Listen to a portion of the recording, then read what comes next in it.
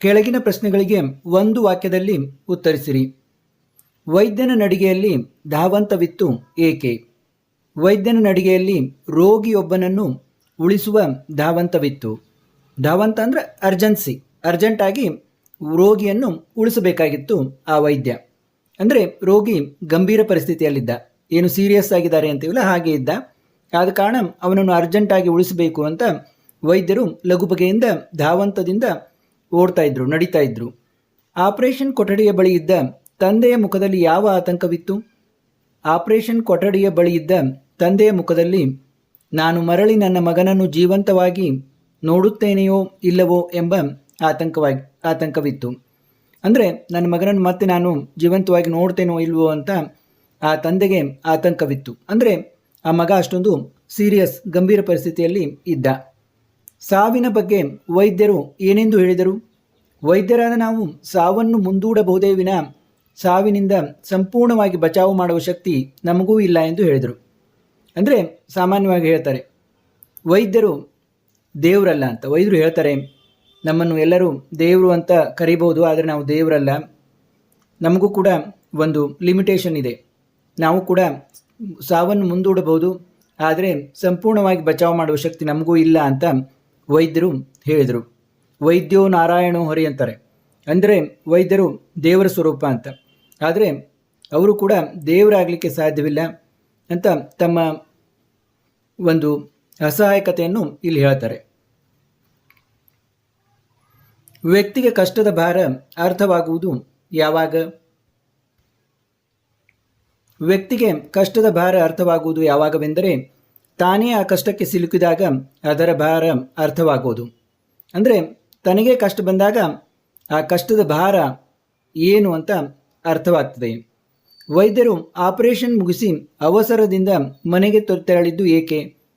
ವೈದ್ಯರು ಆಪರೇಷನ್ ಮುಗಿಸಿ ಅವಸರದಿಂದ ತಮ್ಮ ಮಗನ ಅಂತಿಮ ಸಂಸ್ಕಾರದಲ್ಲಿ ಭಾಗವಹಿಸಲು ಮನೆಗೆ ತೆರಳಿದರು. ನೋಡಿ ಎಂಥ ಒಂದು ಕೆಟ್ಟ ಸಂದಿಗ್ಧ ಪರಿಸ್ಥಿತಿ ಆ ವೈದ್ಯರಿಗಿತ್ತಂತ. ಸ್ವತಃ ಅವರ ಮಗನೇ ತೀರಿಕೊಂಡಿದ್ದ. ಅವನ ಅಂತಿಮ ಸಂಸ್ಕಾರದಲ್ಲಿ ಭಾಗವಹಿಸಲು ಅವರು ಆಪರೇಷನ್ ಮುಗಿಸಿ ಮನೆಗೆ ತೆರಳಿದರು. ಕೆಳಗಿನ ಪ್ರಶ್ನೆಗಳಿಗೆ 2-3 ವಾಕ್ಯಗಳಲ್ಲಿ ಉತ್ತರಿಸಿರಿ. ಆಪರೇಷನ್ ಥಿಯೇಟರ್ನತ್ತ ದೌಡಾಯಿಸಿದ ವೈದ್ಯನ ಮೇಲೆ ರೋಗಿಯ ತಂದೆ ಏನೆಂದು ಹರಿಹಾಯ್ದನು? ಆಪರೇಷನ್ ಥಿಯೇಟರ್ನತ್ತ ದೌಡಾಯಿಸಿದ ವೈದ್ಯನನ್ನು ಕಾಣುತ್ತಿದ್ದಂತೆಯೇ ಆ ರೋಗಿಯ ತಂದೆಯ ಅಸಹನೆಯ ಕಟ್ಟೆಯೊಡೆದು, ಇಲ್ಲಿಗೆ ಬರುವುದಕ್ಕೆ ನಿಮಗೆ ಇಷ್ಟೊತ್ತು ಬೇಕಾಯಿತೆ? ನನ್ನ ಮಗನ ಜೀವ ಅಪಾಯದಲ್ಲಿದೆ ಎಂಬುದು ನಿಮಗೆ ಗೊತ್ತಿಲ್ಲವೇ? ತನ್ನ ಆಕ್ರೋಶಕ್ಕೆ ಮಾತಿನ ರೂಪ ಕೊಟ್ಟು ವೈದ್ಯನ ಮೇಲೆ ಹರಿಹಾಯ್ದನು.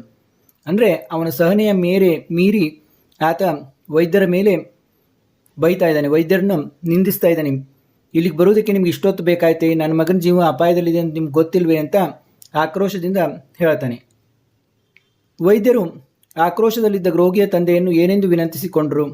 ವೈದ್ಯರು ಆಕ್ರೋಶದಲ್ಲಿದ್ದ ರೋಗಿಯ ತಂದೆಯನ್ನು ದಯವಿಟ್ಟು ಕ್ಷಮಿಸಪ್ಪ, ನಾನು ಆಸ್ಪತ್ರೆಯಲ್ಲಿ ಇರಲಿಲ್ಲ, ನನಗೆ ಫೋನ್ ಬರುತ್ತಿದ್ದಂತೆಯೇ ಹೊರಟು ಬಂದಿದ್ದೇನೆ, ದಯಮಾಡಿ ನೀನೀಗ ಸ್ವಲ್ಪ ಶಾಂತನಾಗು, ನನ್ನ ಕೆಲಸ ಮಾಡಲು ಅನುವು ಮಾಡಿಕೊಡು, ಈಗಾಗಲೇ ತಡವಾಗಿ ಹೋಗಿದೆ, ಕ್ಷಮೆಯ ನಗುವಿನೊಂದಿಗೆ ವೈದ್ಯರು ವಿನಂತಿಸಿಕೊಂಡರು.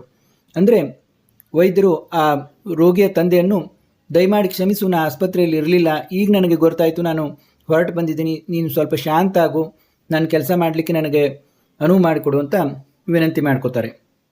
ವೈದ್ಯರು ರೋಗಿಯ ತಂದೆಗೆ ಏನೆಂದು ಭರವಸೆ ನೀಡಿದರು?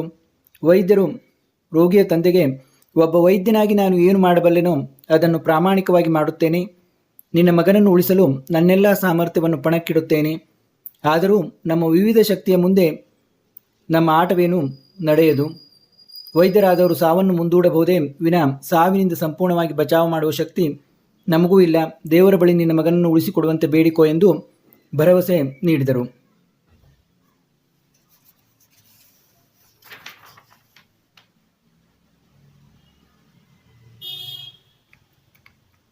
ಇಲ್ಲಿ ನಮ್ಮ ವಿವಿಧ ಶಕ್ತಿಯ ಮುಂದೆ ಅಂತ ಬರೆದಿದ್ದಾರೆ ಅವರು. ನಮ್ಮನ್ನೆಲ್ಲ ಮೀರಿದ ಶಕ್ತಿಯ ಮುಂದೆ ಅಂತ ಆಗಬೇಕು. ಅಂದರೆ ನಮ್ಮನ್ನೆಲ್ಲ ಮೀರಿದ ಒಂದು ಅದಾವುದೋ ಅಗೋಚರ ಶಕ್ತಿ ಇದೆ ಅಂತ, ಅಂದರೆ ಅದನ್ನೇ ದೇವರು ಅಂತ ನಾವು ಕರೀಬಹುದು. ಅಂತ ಆ ಅಗೋಚರ ಶಕ್ತಿಯ ಮುಂದೆ ನಮ್ಮ ಆಟ ನಡೆಯೋದು ಅಂತ. ಆ ಅಗೋಚರ ಶಕ್ತಿಯ ಮುಂದೆ, ಆ ಮಹಾಶಕ್ತಿಯ ಮುಂದೆ ನಮ್ಮ ಆಟ ನಡೆಯೋದು.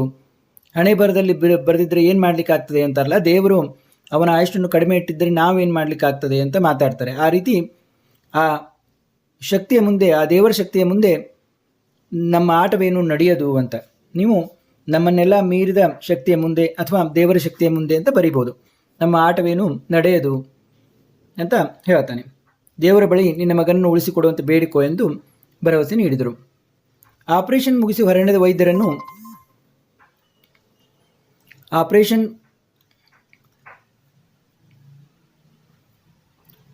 ಆಪರೇಷನ್ ಮುಗಿಸಿ ಹೊರನಡೆದ ವೈದ್ಯರನ್ನು ರೋಗಿಯ ತಂದೆ ಏನೆಂದು ಮೂದಲಿಸಿದನು. ರೋಗಿಯ ತಂದೆ, ಇವನೇಕೆ ಇಷ್ಟು ತಾಳ್ಮೆಗೆಟ್ಟವನಂತೆ ವರ್ತಿಸುತ್ತಿದ್ದಾನೆ? ನನ್ನ ಮಗನ ಸ್ಥಿತಿಗತಿ ಬಗ್ಗೆ ಕೊಂಚ ತಿಳಿದುಕೊಳ್ಳೋಣ ಎಂದರೆ ಅದಕ್ಕೂ ಪುರುಸೊತ್ತಿಲ್ಲದಂತೆ ಓಡಾಡುತ್ತಿದ್ದಾನಲ್ಲ. ಹಣದ ಹಿಂದೆ ಬಿದ್ದವರ ಧಾವಂತವೇ ಇಂಥದ್ದು. ಇವರಿಗೆ ರೋಗಿಗಳ ಜೀವಕ್ಕಿಂತ ದುಡ್ಡೇ ದೊಡ್ಡದು ಎಂದು ಮೂದಲಿಸಿದನು. ನೋಡಿ, ಆಪರೇಷನ್ ಮುಗಿಸಿ ಹೊರನಡೆದ ವೈದ್ಯರನ್ನು ಆ ರೋಗಿಯ ತಂದೆ ಏನಂತಾನಂತೆ ಅಂದರೆ, ಆ ವೈದ್ಯರು ಎಂಥ ಪರಿಸ್ಥಿತಿಯಲ್ಲಿದ್ದಾರೆ ಅಂತ ಅವನಿಗೆ ಗೊತ್ತಿಲ್ಲ. ಅವನು ಹೇಳ್ತಾ ಇದ್ದಾನೆ, ಇವನೇಕೆ ಅವರು ಅತ್ಯಂತ ಅವಸರದಿಂದ ಆಪರೇಷನ್ ಮುಗಿಸಿ ಹೊರಟರು, ಇವನೇಕೆ ಇಷ್ಟು ತಾಳ್ಮೆಗೆಟ್ಟವನಂತೆ ವರ್ತಿಸುತ್ತಾನೆ? ನನ್ನ ಮಗನ ಸ್ಥಿತಿಗತಿ ಬಗ್ಗೆ ಸ್ವಲ್ಪ ಕೊಂಚ ತಿಳಿದುಕೊಳ್ಳೋಣ ಅಂದರೆ ಅದಕ್ಕೂ ಪುರುಸೊತ್ತಿಲ್ಲದಂತೆ ಓಡುತ್ತಿದ್ದಾನಲ್ಲ. ಹಣದ ಹಿಂದೆ ಬಿದ್ದವರ ಧಾವಂತವೇ ಇಂಥದ್ದು. ಅಂದರೆ ಇವನು ಹಣ ಮಾಡಲಿಕ್ಕೆ ಹೊರಟಿದ್ದಾನೆ, ಬೇರೆ ಬೇರೆ ಕಡೆ ಕೆಲಸ ಮಾಡಿ ಹಣ ಸಂಪಾದಿಸ್ತಾನೆ ಅಂತ ಆ ರೋಗಿಯ ತಂದೆ ತಿಳಿದುಕೊಂಡ.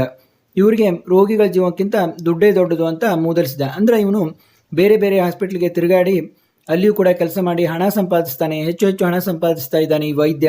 ಇವನಿಗೆ ರೋಗಿಯ ಬಗ್ಗೆ ಕಾಳಜಿ ಇಲ್ಲ ಅಂತ ಆ ರೋಗಿಯ ತಂದೆಯ ಅನಿಸಿಕೆ. ನರ್ಸ್ ರೋಗಿಯ ತಂದೆಗೆ ಏನು ಹೇಳಿದಳು?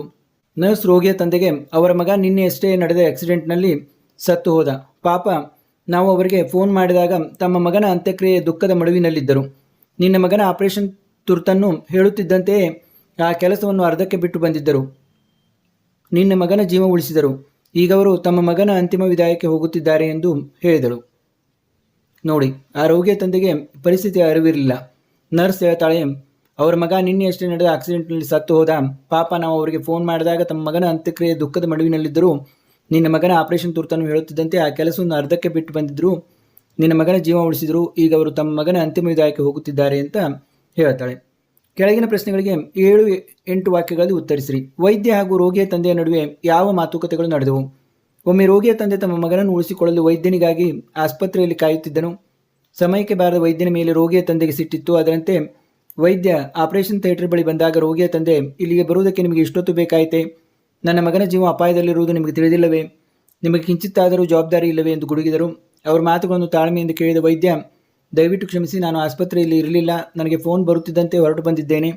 ಸ್ವಲ್ಪ ಶಾಂತವಾಗಿ ನನ್ನ ಕೆಲಸ ಮಾಡಲು ಅನುವು ಮಾಡಿಕೊಡಿ. ಈಗಾಗಲೇ ತಡವಾಗಿದೆ ಹೋಗಿದೆ ಎಂದರು. ನೋಡಿ, ಈಗಾಗಲೇ ತಡ ಆಗಿದೆ, ನನ್ನ ಕೆಲಸ ಮಾಡಲಿಕ್ಕೆ ಅನುವು ಮಾಡಿಕೊಡ್ರಿ ಅಂತ ವೈದ್ಯರು ಕೇಳ್ತಾರೆ. ಇನ್ನು ವೈದ್ಯರ ಯಾವ ಗುಣಗಳು ನಿಮಗೆ ಮೆಚ್ಚುಗೆಯಾದವು, ಏಕೆ ಅಂತ ಒಂದು ಪ್ರಶ್ನೆ ಕೇಳಿದ್ದಾರೆ. ನೀವು ನಿಮ್ಮ ಸ್ವಂತ ಉತ್ತರವನ್ನು ಬರೀಬಹುದು. ನಿಮಗೆ ಈ ಕಥೆಯಿಂದ ಏನು ಅನ್ನಿಸ್ತು ಅಂತ. ವೈದ್ಯರು ಆಸ್ಪತ್ರೆಗೆ ತಡವಾಡಿಗೆ ಬಂದಿದ್ದಕ್ಕೆ ಹಿಂದೂ ಮುಂದೂ ಆಲೋಚಿಸಿದ ರೋಗಿಯ ತಂದೆ ವೈದ್ಯರ ಮೇಲೆ ಹರಿಯಾಯ್ದರು. ಆದರೂ ವೈದ್ಯರು ಅತ್ಯಂತ ಸಹನೆ ತಾಳ್ಮೆಯಿಂದ ಮರಳಿ ಉತ್ತರ ನೀಡಿದರು. ವೈದ್ಯರು ತನ್ನ ಮಗನ ಅಂತ್ಯಕ್ರಿಯೆಯಲ್ಲಿ ಪಾಲ್ಗೊಳ್ಳುವುದನ್ನು ಬಿಟ್ಟು ತಮ್ಮ ಆಸ್ಪತ್ರೆಯ ಒಬ್ಬ ರೋಗಿ ಆಪರೇಷನ್ ಮಾಡಿ ಜೀವ ಉಳಿಸಿದರು. ಈ ಮೂಲಕ ಮಾನವೀಯತೆಯನ್ನು ಮೆರೆದರು. ಈ ಮೇಲಿನ ಕಾರಣಗಳಿಂದಾಗಿ ವೈದ್ಯರನ್ನು ನಾವು ಮೆಚ್ಚಿಕೊಳ್ಳಬೇಕಾಗಿದೆ. ಇದನ್ನು ಸ್ವಲ್ಪ ಶಾರ್ಟಾಗಿ ಬರೆದಿದ್ದಾರೆ. ನೀವು ಇದನ್ನು ದೊಡ್ಡದಾಗಿ ಬರೀಬೋದು. ಯಾಕಂದರೆ ಇಲ್ಲಿ ನಾವು ವೈದ್ಯರ ತಾಳ್ಮೆಯ ಗುಣವನ್ನು ಮೆಚ್ಚಿಕೋಬೇಕು. ರೋಗಿಯ ತಂದೆ ಎಷ್ಟೇ ಅವರಿಗೆ ಬೈದರು, ಸಿಟ್ಟು ಮಾಡಿದರೂ ಕೂಡ ವೈದ್ಯರು ಮತ್ತೆ ಅವನ ಮೇಲೆ ಸಿಟ್ಟು ಮಾಡಿಕೊಳ್ಳುವುದಿಲ್ಲ. ಮತ್ತು ತಮ್ಮ ಸಂದಿಗ್ಧ ಪರಿಸ್ಥಿತಿಯ ಬಗ್ಗೆ ಕೂಡ ಅವರು ತಾವು ಎಷ್ಟು ಕೆಟ್ಟ ಪರಿಸ್ಥಿತಿಯಲ್ಲಿದ್ದಾರೆ, ತಮ್ಮ ಮಗನ ಸಾವಾಗಿದೆ, ಅದನ್ನು ಯಾವುದೂ ಅವರು ಆ ರೋಗಿಯ ತಂದೆಗೆ ಹೇಳ್ಕೊಳ್ಳೋದಿಲ್ಲ. ಇದರಲ್ಲಿ ವೈದ್ಯರ ಒಂದು ತಾಳ್ಮೆಯ ಗುಣ ಮತ್ತು ತಮ್ಮ ಕಷ್ಟಗಳನ್ನು ಬೇರೆಯವರ ಎದುರಿಗೆ ಹೇಳಿಕೊಳ್ಳುವುದ ಒಂದು ಒಳ್ಳೆಯ ಗುಣ ನಮಗೆ ಕಂಡು ಬರ್ತದೆ. ಅವರು ತಾಳ್ಮೆ ಮೂರ್ತಿಯಾಗಿ ನಮಗೆ ಇಲ್ಲಿ ಕಾಣ್ತಾರೆ. ಒಂದು ಋಷಿಯ ತಾಳ್ಮೆ, ಒಂದು ಸಜ್ಜನಿಕೆ ಅವರಲ್ಲಿ ನಮಗೆ ಕಂಡು ಬರ್ತದೆ. ಅವರು ತಮ್ಮ ಕಷ್ಟಗಳನ್ನು ಕೂಡ ಬೇರೆಯವರ ಮೇಲೆ ಹೇರುವುದಿಲ್ಲ. ಅದರಿಂದ ಬೇರೆಯವರಿಗೆ ಅವರು ಆತಂಕ ಮಾಡುವುದಿಲ್ಲ. ತಮ್ಮ ಕಷ್ಟಗಳನ್ನು ತಮ್ಮಲ್ಲೇ ನುಂಗಿಕೊಳ್ತಾರೆ. ಇಂತಹ ಗುಣ ಇರುವವರು ಅಪರೂಪ ಅಂತ ಹೇಳ್ಬೋದು. ಈ ಎಲ್ಲ ಕಾರಣಗಳಿಂದ ವೈದ್ಯರನ್ನು ನಾವು ಮೆಚ್ಚಿಕೊಳ್ಳಬೇಕಾಗ್ತದೆ. ಕೆಳಗಿನ ಮಾತುಗಳನ್ನು ಯಾರು ಯಾರಿಗೆ ಹೇಳಿದರೂ ವಿವರಿಸಿರಿ. ಇಲ್ಲಿ ಬರುವುದಕ್ಕೆ ನಿಮಗೆ ಇಷ್ಟೊತ್ತು ಬೇಕಾಯಿತೆ? ಈ ವಾಕ್ಯವನ್ನು ಅಂತಿಮ ವಿದಾಯ ಪಾಠದಿಂದ ಆಡಿಸಲಾಗಿದೆ. ಈ ಮಾತನ್ನು ರೋಗಿಯ ತಂದೆ ವೈದ್ಯರಿಗೆ ಹೇಳಿದನು. ಹಣದ ಹಿಂದೆ ಬಿದ್ದವರು ಧಾವಂತವೇ ಇಂತಹದ್ದು. ಈ ವಾಕ್ಯವನ್ನು ಅಂತಿಮ ವಿದಾಯ ಪಾಠದಿಂದ ಆರಿಸಲಾಗಿದೆ. ಈ ಮಾತನ್ನು ರೋಗಿಯ ತಂದೆ ನರ್ಸ್ಗೆ ಹೇಳಿದನು. ಅಂದರೆ ವೈದ್ಯರ ಕುರಿತಾಗಿ ಆತ ಹೇಳ್ತಾನೆ. ಈಗ ಅವರು ತಮ್ಮ ಮಗನ ಅಂತಿಮ ವಿದಾಯಕ್ಕೆ ಹೋಗುತ್ತಿದ್ದಾರೆ. ಈ ವಾಕ್ಯವನ್ನು ಅಂತಿಮ ವಿದಾಯ ಪಾಠದಿಂದ ಆರಿಸಲಾಗಿದೆ. ಈ ಮಾತನ್ನು ನರ್ಸ್ ರೋಗಿಯ ತಂದೆಗೆ ಹೇಳಿದಳು. ಭಾಷಾಭ್ಯಾಸ. ಕೆಳಗಿನ ಪದಗಳನ್ನು ನಿಮ್ಮ ಸ್ವಂತ ವಾಕ್ಯಗಳಲ್ಲಿ ಬಳಸಿ ಬರೆಯಿರಿ. ಧಾವಂತ. ಅಪಘಾತಕ್ಕೆ ಒಳಗಾದವರ ಸಹಾಯಕ್ಕೆ ಧಾವಂತದಿಂದ ಜನರು ಓಡಿ ಬಂದರು. ನೆರೆಯಿಂದ ಮುಳುಗುತ್ತಿರುವವರ ಸಹಾಯಕ್ಕೆ ಧಾವಂತದಿಂದ ಜನರು ಓಡಿ ಬಂದರು. ಹೀಗೆ ಬೇರೆ ಬೇರೆ ರೀತಿ ನೀವು ಬರೀಬಹುದು. ಸಾಂತ್ವನ. ನೊಂದವರಿಗೆ ನಮ್ಮ ಸಾಂತ್ವನದ ಮಾತುಗಳು ನೆಮ್ಮದಿ ನೀಡುತ್ತದೆ. ನೆರೆಯಿಂದ ನೊಂದವರಿಗೆ ಸರ್ಕಾರದವರು ಸಾಂತ್ವನ ಕೇಂದ್ರಗಳನ್ನು ಸ್ಥಾಪಿಸಿದ್ದಾರೆ. ಇದನ್ನು ಇತ್ತೀಚೆಗೆ ಕೇಳಿರ್ಬೋದು ನೀವು ಇಂಥವೆಲ್ಲ. ಅಥವಾ ಕೋವಿಡ್ ರೋಗದಿಂದ ನೊಂದವರಿಗೆ ವೈದ್ಯರು ಸಾಂತ್ವನ ಹೇಳಿದರು. ಪಾರಾಗು. ಜಲಪ್ರಳಯದಿಂದ ಬೆರಳಿಕೆಯಷ್ಟು ಜನ ಪಾರಾಗಿ ಬಂದರು.